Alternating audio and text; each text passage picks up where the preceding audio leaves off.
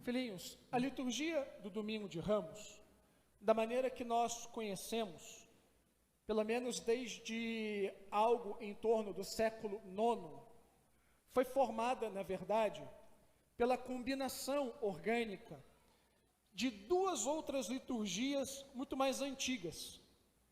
Em Jerusalém, ali por meados do século IV, no domingo anterior à Páscoa, os cristãos lembravam, como nós, na primeira parte da missa de hoje, a entrada triunfante de Jesus em Jerusalém. Em Roma, porém, os cristãos, no domingo que antecedia a Páscoa, como na segunda parte agora da missa, eles lembravam a paixão de nosso Senhor Jesus Cristo. Com o passar dos séculos, como eu disse, estas duas propostas litúrgicas se fundiram no rito romano, como nós conhecemos até os dias de hoje, apesar de tantas reformas recebidas ao largo dos séculos. Não é à toa que o dia de hoje é a única missa do ano em que se leem dois evangelhos. Isso não acontece mais nenhum outro dia do calendário litúrgico. E esta combinação de duas liturgias distintas causa na gente um contraste muito forte de sentimentos. Na primeira parte da celebração, quando nós estávamos ainda lá fora, fazendo a procissão, lembrando a entrada triunfante de Jesus, nós sacudíamos as palmas, nós cantávamos com alegria, porque no Brasil, se não cantar Hosana E, Hosana A, não tem Domingo de Ramos.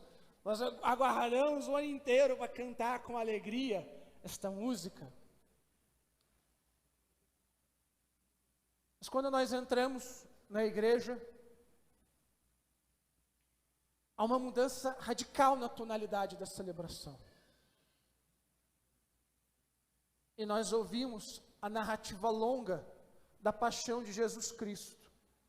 E aquele sentimento de euforia que nos invadiu no começo, dá lugar a um sentimento de tristeza. Realmente eu sou incapaz de ler este evangelho e não me emocionar. Faço isso há 11 anos e todos os anos eu me emociono quando leio este evangelho. Quando escuto que as pessoas cuspiram em Jesus, escarneceram de Jesus, esbofetearam em Jesus Cristo. E nós somos tomados por tristeza. Há uma grande reviravolta nesta liturgia. E esta reviravolta na liturgia, ela reflete, como nós bem sabemos, o evento histórico mesmo da salvação. No domingo, aquele povo grita, Hosana, que significa salva-nos, por favor, a Jesus. No domingo, aquele povo reconhece Jesus como rei. No domingo, aquele povo reconhece Jesus como Messias, que eles estão esperando desde a época de Davi. Há séculos eles esperavam um rei, há séculos eles esperavam um novo Moisés. E poucos dias depois, na sexta-feira, aquele mesmo povo, não foram outras pessoas, o mesmo povo, gritou a plenos pulmões, que seja crucificado.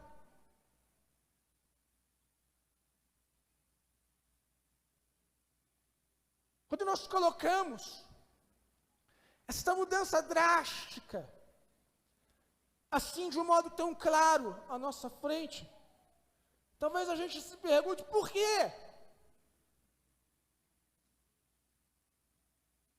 O que mudou tão rapidamente? Infelizmente a resposta ela é bem mais simples do que nós poderíamos imaginar. Seria tão bom se a gente pudesse dar uma resposta elaborada, fazer um malabarismo para explicar, mas não.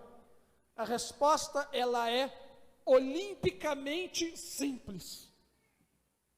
Aquelas pessoas esperavam um rei, aquelas pessoas esperavam um Messias, mas Jesus simplesmente mostrou não ser o rei e o Messias que eles esperavam. Eles queriam alguém que os libertasse do opressor, o caso concreto de Roma. Eles queriam alguém que fizesse que Israel fosse de novo uma grande nação, como era a época de Salomão. E Jesus simplesmente não era esse rei. Jesus simplesmente não era esse Messias. Jesus nos veio libertar do opressor, sim, mas não de um opressor de fora. Jesus veio nos libertar de um opressor que nos oprime desde dentro, que se chama pecado. Jesus veio nos dar um reino glorioso, sim, mas não um reino deste mundo. Ele veio nos entregar o paraíso. E quando aquelas pessoas finalmente perceberam que Jesus não era nada daquilo que elas queriam, gritaram: seja crucificado. Não te queremos, te rejeitamos, mataremos você.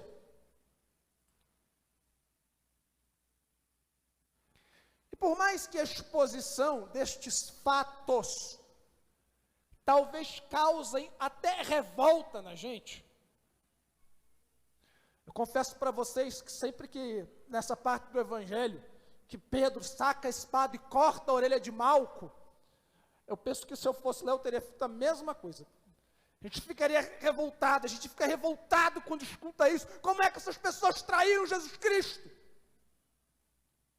Mas se nós formos honestos e fizermos um exame de consciência, eu poderia dizer que quase com certeza absoluta nós seríamos como aquelas pessoas que no domingo gritaram: salva-nos por favor, e na sexta gritaríamos: crucifica-o. Desgraçadamente, nós somos idênticos a estes nossos antepassados. Como assim, padre? Pelo amor de Deus, eu jamais faria isso. Você já fez isso. Eu já fiz isso. Inúmeras vezes. Quiçá hoje já tenha feito. Quiçá hoje você também já tenha feito. Porque assim como aquelas pessoas, nós também dizemos que Jesus é o nosso rei. Olha como a igreja está lotada. Nós também reconhecemos Jesus como Messias. Mas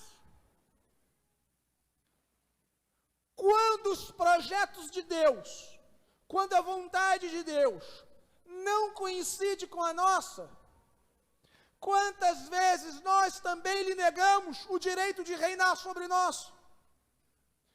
Quando a tentação se propôs diante de nós, quando aquilo que nossos ímpetos, que nossos impulsos nos pediam a fazer, contrariava a lei de Deus, quantas vezes nós não mandamos Jesus às favas?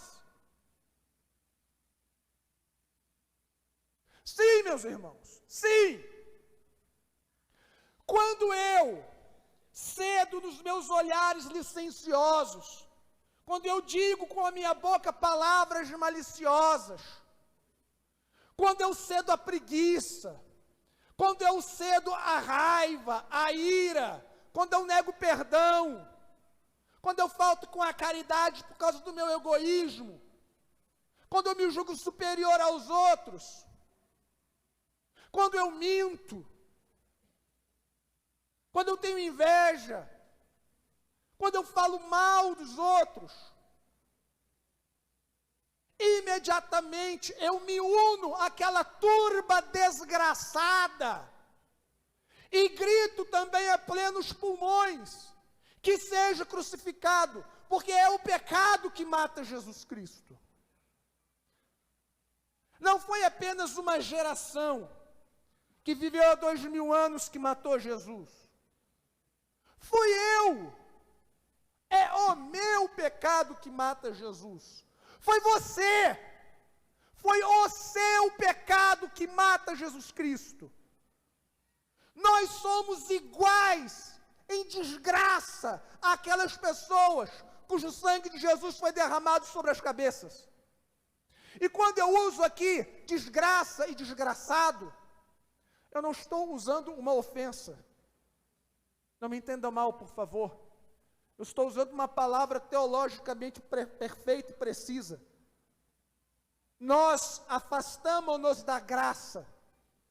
Nós matamos a graça. Por isso somos desgraçados sem a graça. Quando nós pecamos, nós matamos a graça em nossos corações, assim como aqueles judeus mataram Jesus na cruz há 2000 anos. Nós somos idênticos a eles, idênticos, sem tirar nem pôr. Talvez pior, porque eles ainda não tinham vivido 2000 anos de igreja como nós vivemos, porque eles não tiveram os santos que nós tivemos, porque eles não viram os milagres marianos ao longo da história como nós vimos. Nós somos muito piores do que eles, muito piores do que eles. Fui eu que causei a morte de Jesus, foi você. E a igreja começa o tempo da paixão, que nós chamamos também de Semana Santa, justamente com a intenção de nos incutir culpa. Eu entendo que na contemporaneidade falar de culpa é muito complicado. As pessoas têm horror à culpa. Os pais têm até medo de brigar com os filhos, pensando, eu vou traumatizar o pequeno Enzo. Mas a culpa, a percepção de culpa, é um dos elementos mais importantes da fé católica, e que sim, nós devemos cultivar hoje. Não, evidentemente, uma culpa que nos leva ao desespero, óbvio que não, mas uma culpa que nos leve a perceber a consequência monstruosa do pecado. O pecado só traz morte, morte da graça, morte das minhas relações interpessoais, morte da minha alma. Nós devemos hoje, como cristãos maduros, reconhecer a culpa pelos nossos pecados. E ao invés de hoje crucificarmos Jesus, crucificarmos-nos a nós mesmos. Esses próximos dias do tempo da paixão são dias de nós mergulharmos no mais íntimo de nós mesmos e matarmos o pecado que há em nós, matarmos aquilo que ainda sobrou da nossa quaresma, que a gente veio lutando durante a quaresma. São os últimos dias para matarmos aquelas raivas, aquela vontade de mentir, aqueles olhares licenciosos, as invejas, etc. São estes dias para matarmos em nós o pecado, para que no sábado à noite, quando o Sírio entrar pela igreja, quando tocarmos novamente os sinos, as luzes da igreja acesas, as velas acesas, nós sejamos de fato homens novos, mulheres novas com nosso Senhor Jesus Cristo. Mas essa transformação requererá que nós assumamos a nossa culpa e a nossa responsabilidade. Não foram os outros, fui eu, na minha desgraça, na minha miséria, que matei Jesus. Então com Ele também eu vou ressuscitar por uma vida nova. Em nome do Pai, e do Filho, e do Espírito Santo.